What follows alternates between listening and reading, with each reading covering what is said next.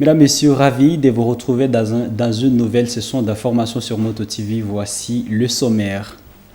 6 jeunes filles travailleuses viennent d'être primées par la Moto TV ce lundi 1er mai 2023. L'objectif est d'encourager les femmes pour l'autoprise en charge et le développement communautaire, mais aussi inciter par la même occasion les autres femmes à travailler. Célébration de la journée de l'enseignement ce dimanche 30 avril 2023. Des autorités scolaires en division provinciale du Nord Kivu 2 ont participé à une conférence autour du thème « Tous pour la gratuité de l'enseignement primaire, public et la lutte contre les violences en milieu scolaire ». Pendant ce temps, les membres du SIECO Butembo se sont rassemblés pour évaluer à leur tour les activités socio-professionnelles. Voilà tout pour les titres. Mesdames, Messieurs, bienvenue dans l'intégralité de ce journal. Je viens de le dire, activité de remise de prix à des femmes qui se sont distinguées dans leur prestation au travail ce lundi 1er mai à Butembo.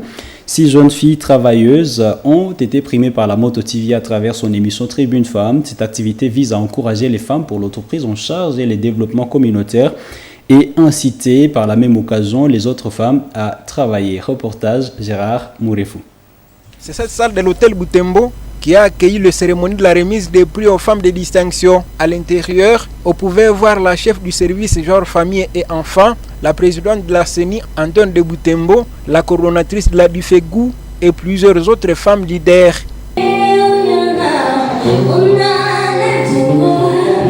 Avant la remise des prix, différents thèmes autour du leadership féminin ont été décortiqués. Pendant les interventions de toutes les oratrices, les femmes ont été exhortées à œuvrer pour l'émergence de la communauté. Pour autant rappeler les défis liés à l'éducation et à l'entrepreneuriat de la femme. Je suis de ceux qui pensent que tant que la femme ne sera pas autonome, sa considération sera toujours en jeu.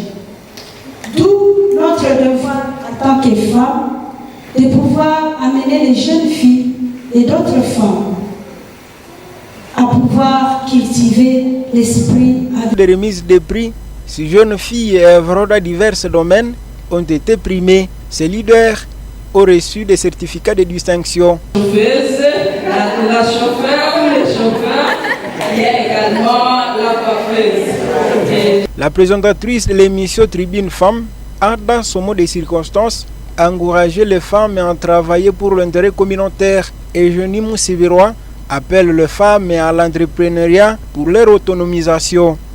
Le souci est que cette décoration soit annuelle, car la femme s'est démarquée aujourd'hui.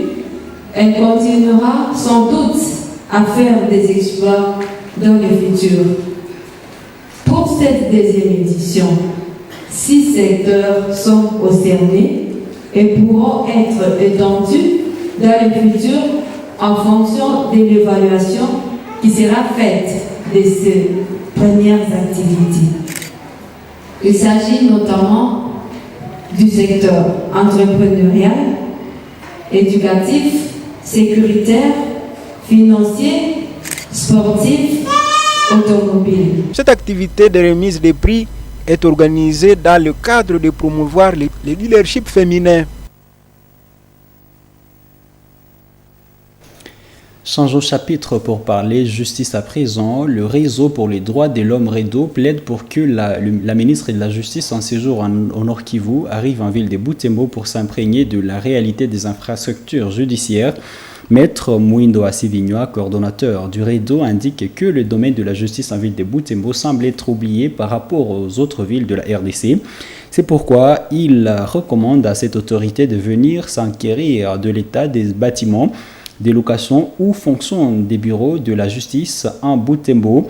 Pour lui, ceci constitue aussi une cause de non-avancement de certains dossiers des plaignants. Suivez le coordonnateur du REDO, Maître Mouindo Assivignoa, dans ce propos recueilli par Delphin Foyer. À Butembo, à part le tribunal de commerce, les autres institutions et instances judiciaires n'ont pas de bâtiments viables. D'ailleurs, d'autres n'en ont pas. C'est comme le tribunal militaire de garnison de Butembo-Lubero, ainsi que les parquets détachés n'ont pas de bâtiments. Le tribunal fonctionne dans des chambrettes. L'auditorat militaire, lui, est locataire dans un bâtiment des particuliers, des fois un bâtiment qui ne répond pas aux normes, quand il pleut, c'est vraiment très catastrophique. Mais aussi, les tribunaux de paix, comme le tribunal de grande instance de Butembo, fonctionnent dans des anciens bâtiments qui étaient construits pour autre chose. Ils n'ont pas de bureau pour les magistrats. Même les greffes travaillent difficilement puisque tous les greffes fonctionnent dans une même chambre, découpée parfois par des triplex. Par rapport au parquet, près le tribunal de paix, il est parquet près le tribunal de grande instance et aussi fonctionne dans un bâtiment qui n'est pas conforme et bâtiment des particuliers. D'ailleurs, on se demande où est-ce qu'ils trouvent l'argent des locations de ces bâtiments, puisque dans leur budget, nous nous sommes renseignés que l'État ne les envoie pas cette somme-là. Ça peut aussi être peut-être une source de tracasserie quand ils cherchent les frais pour honorer les frais de loyer de ces bâtiments où fonctionnent les deux parquets. Maintenant, les conséquences sont vraiment néfastes par rapport à l'absence ou à l'état des infrastructures où fonctionnent les institutions et instances judiciaires à ville de Butembo. C'est par exemple, il y a lenteur dans le traitement des dossiers, ce qui y a des avantages des justiciables. Un jour, d'ailleurs, à plusieurs reprises, on commence des audiences, quand il plaît, on est obligé d'arrêter. Ça, c'est au niveau du tribunal militaire de garnison de Butembo-Lubero. Pendant la pluie, on ne peut pas siéger alors qu'il y a des urgences qu'on doit traiter. Par rapport au dossier des parquets, il y a aussi lenteur. Les magistrats n'ont pas de cabinet, mais aussi ils n'ont pas de dépôt pour garder les archives des dossiers. Il suffit que vous revenez après une année, quand votre dossier était suivi au niveau des parquets, on est dans l'impossibilité de trouver les traces de votre dossier, étant donné qu'ils n'ont pas de lieu où il faut garder ces dossiers.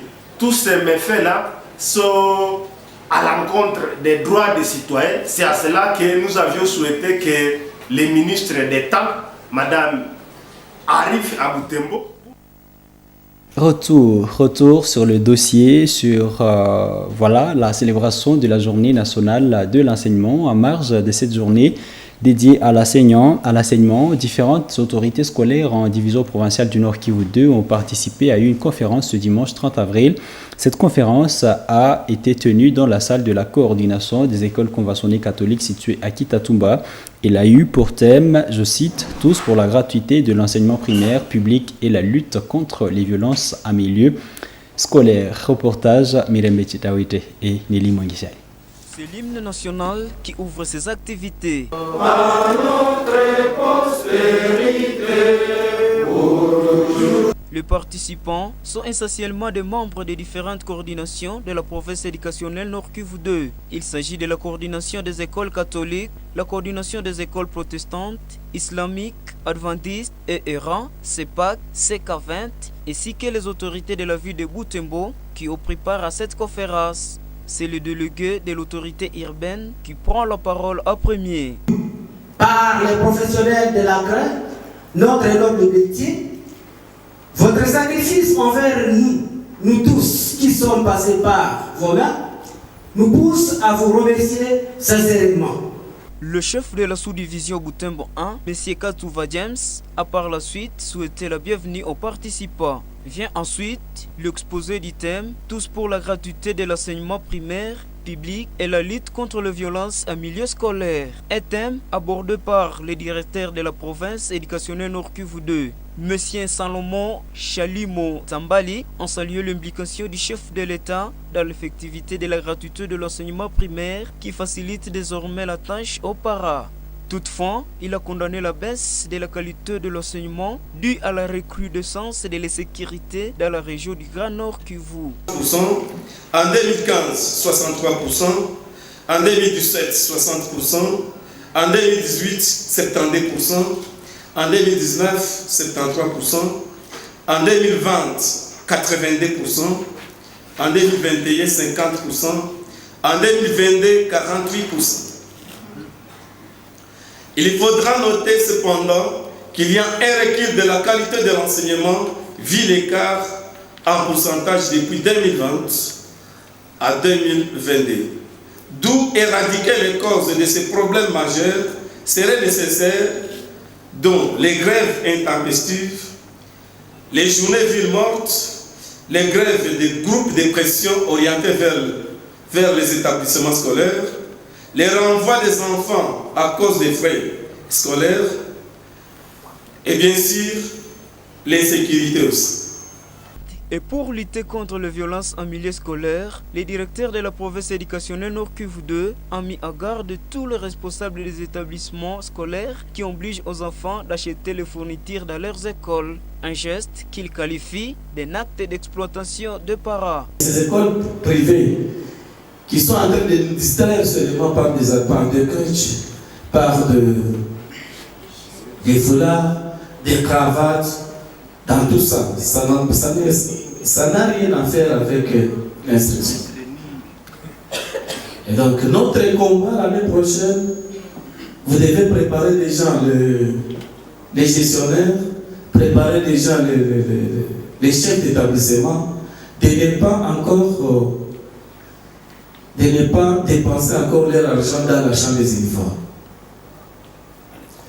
à l'école.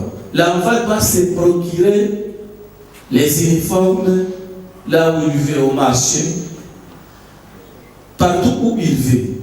La vente des cahiers, la vente des journaux,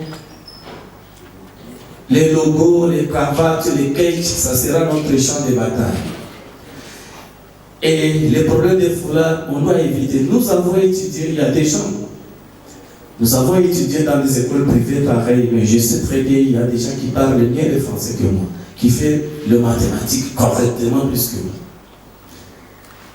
qui devrait vous parler, vous dira ces échanges correctement que moi, pour te porter même des kilos de trouver. Et donc, et cela c'est une façon toujours de rançonner les parents. Les participants ont réaffirmé leur engagement à accompagner le chef de l'État pour promouvoir la gratuité de l'enseignement primaire en République démocratique du Congo. Ce sont des écoles de la communauté.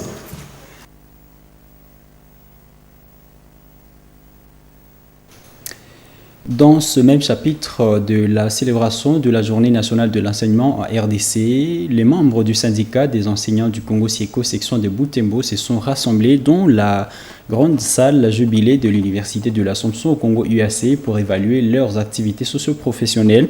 Le Sieko a médité notamment sur le thème « La carrière enseignante, enjeux, défis et perspectives d'avenir ». Un reportage rendu par Eugénie Moussivira. Une centaine d'enseignants est réunis dans cette salle pour suivre des exposés préparés à cette occasion. Ils ont médité sur la carrière enseignante, les enjeux de cette profession, les défis à relever et les perspectives d'avenir. Les enseignants disent constater que la prise en charge des intervenants éducatifs et la solidarité des enseignants restent encore de problèmes qui nécessitent des solutions urgentes.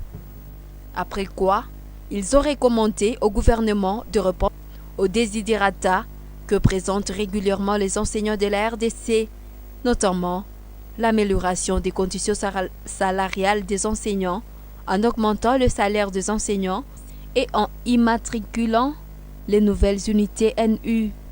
D'après Irénée Moutouma, secrétaire permanent du Sieko de Butembo-Lubero, cette journée de réflexion vise la lutte pour la bonne vie des enseignants et préalable à l'éducation des filles et des fils congolais. Nous avons voulu réfléchir, méditer sur la carrière enseignante, ses enjeux, les défis à relever, mais aussi les perspectives d'avenir. Parce que nous sommes en train de constater tous que les signes qui montrent que nous reculons au lieu d'avancer sont manifestes. Alors que toutes les promesses signées, engagées par le gouvernement, nous disaient qu'on allait plutôt améliorer, mais c'est plutôt la minoration que nous constatons. Il fallait qu'on réfléchisse ensemble pour qu'on puisse voir qu'est-ce qu'on doit encore faire pour qu'on relève les défis. À Butembo, les défis sont multiples, les acteurs sont aussi multiples. la grande part revient au gouvernement qui ne sait pas prendre en charge les intervenants éducatifs. C'est pourquoi il invite les enseignants du CIECO Butembo Lubero à une autre rencontre le vendredi 5 mai 2023 afin de penser à des plaidoyers des enseignants. Jusque-là, comme c'était une conférence débat, il s'agissait d'abord de revisiter tous les moments que nous avons passés depuis 1960, 1980, 2000, 2020, comment la carrière a évolué. Il n'a pas été question de définir les stratégies, mais il s'agissait plutôt de nous réfléchir la mémoire et de comprendre qu'il y a à faire. Et les décisions seront prises plutôt dans une assemblée générale, de prise de décision exactement, mais aussi d'évaluation de la paix de ce mois d'avril, qui sera tenue à Kitoulou, au siège du CIECO, le vendredi prochain. Il convient de noter qu'à RDC, plusieurs structures des enseignants ont célébré cette journée sous la méditation.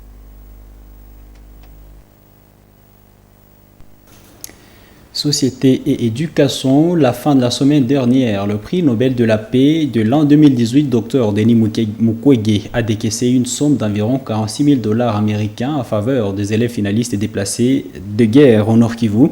Un fonds remis au gouverneur de la province le vendredi 28 avril 2023. Un geste qui enchante la coordination des élèves de Butembo. Dans un communiqué de cette structure rendu public ce dimanche 30 avril, Cédric Kiavihire, son coordonnateur, appelle à une répartition équitable de ce fonds. Un reportage rendu par Kraskaniki. Le don du docteur Mukwege intervient à quelques jours du début des épreuves hors session de l'examen d'État en République démocratique du Congo. La coordination des élèves de Butembo et environ trouve ces gestes salutaires au vu du nombre croissant des élèves déplacés de guerre sur l'étendue de la province du Nord Kivu en général et en particulier ceux de la ville de Butembo où l'on dénombre plusieurs déplacés. Le coordonnateur des élèves en ville de Butembo recommande au gouverneur du Nord Kivu de faire la répartition de cette somme en tenant compte des déplacés de tous les coins de la province et aux responsables des écoles de la répartir sans discrimination aucune. Nous supplions le gouvernement provincial du Nord Kivu, plus particulièrement au gouverneur de la province, son Excellence Ndima Costa Kongba, de bien vouloir penser aux élèves déplacés des atrocités du Grand Nord, d'Eringeti à Lubero, aux différents chefs d'établissement et aux autorités de l'EPST, de gérer cette somme d'argent à bon père des familles et de faire les partages sans aucune discrimination.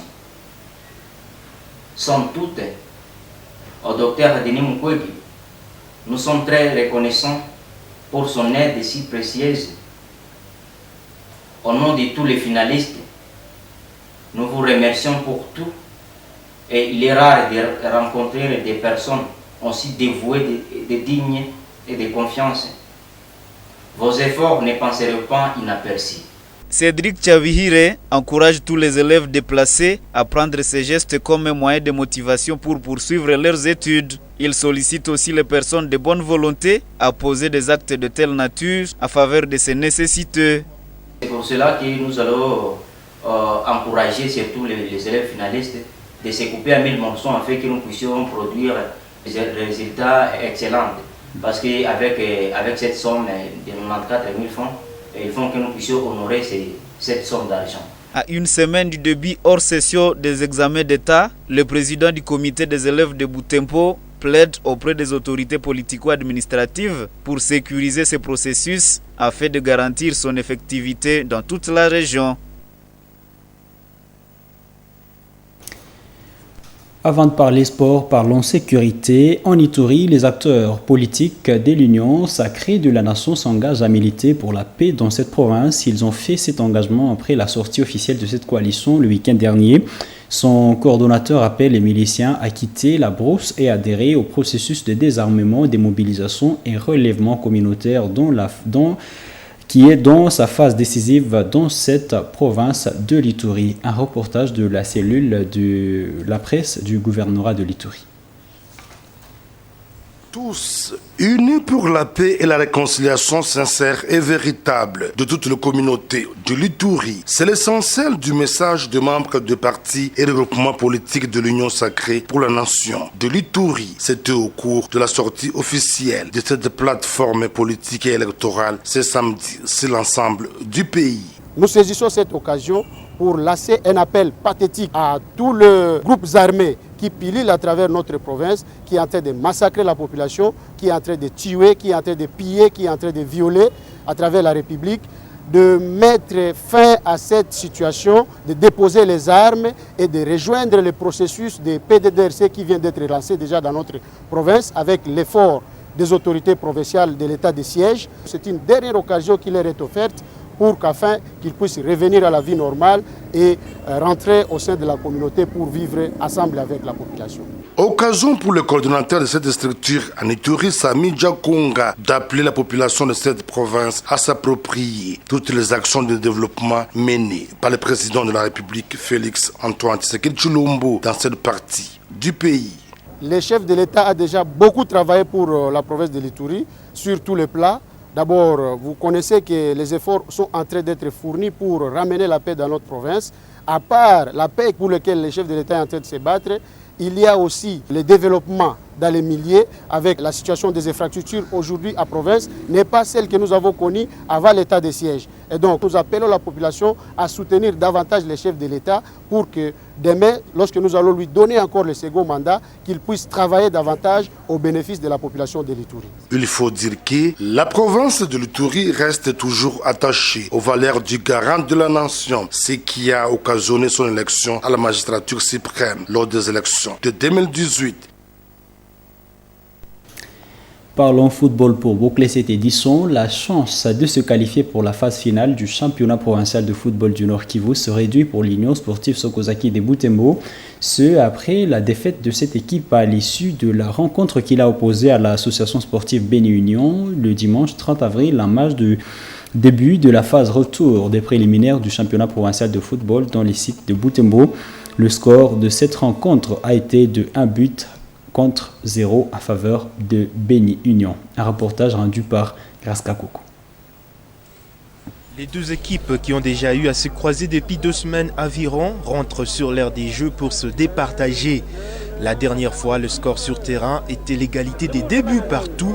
L'après-midi de ce dimanche, Sokozaki se présente avec une équipe presque totalement remaniée par rapport au match aller. Ce jour, Sokozaki prend l'avantage de possession des jeux dès le début du match. La mission n'est pas facile pour un adversaire de cette taille. Beni Union, qui résiste aux tentatives de pression des Kolomboka, réussira à décrocher une faute dans la surface des réparations de Sokozaki. Un pénalty que l'attaquant de cette équipe mettra malheureusement à côté. Les deux équipes maintiennent les draps propres pour les 45 premières minutes.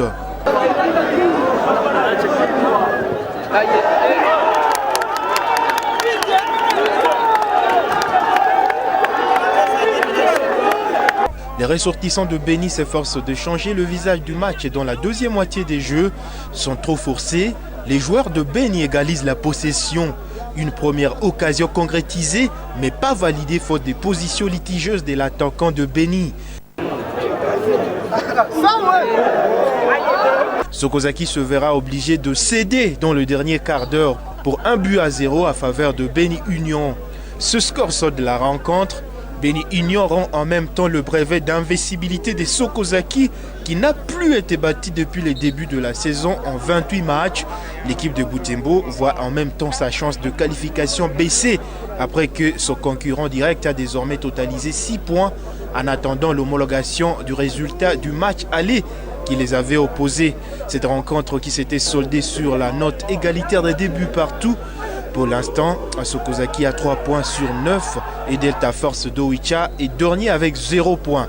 La dernière journée pour les Kolomboka le mettra aux prises face à Delta Force.